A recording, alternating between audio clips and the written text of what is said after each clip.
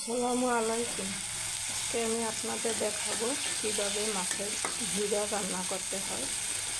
প্রথমে আমি মাছটাকে সিদ্ধ করে নিয়ে কাটা ফেলে দিলাম। তারপরে দিলাম পেঁয়াজ কুচি, রসুন কুচি, আদা কুচি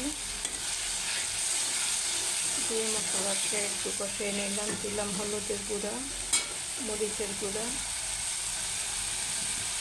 আর দিব ধনিয়ার গুঁড়া আর জিরার গুঁড়া দিয়ে মশলাটাকে একটু ভালো করে কষিয়ে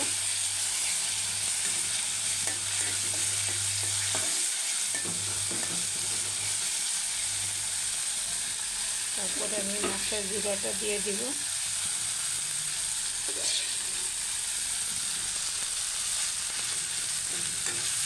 এতে দিয়ে একটু পরিমাণ মতো সামান্য একটু পানি দিয়ে ভালো করে কষিয়ে ঝুরঝুরে হবে, খেতে এটা খুব ভালো লাগবে।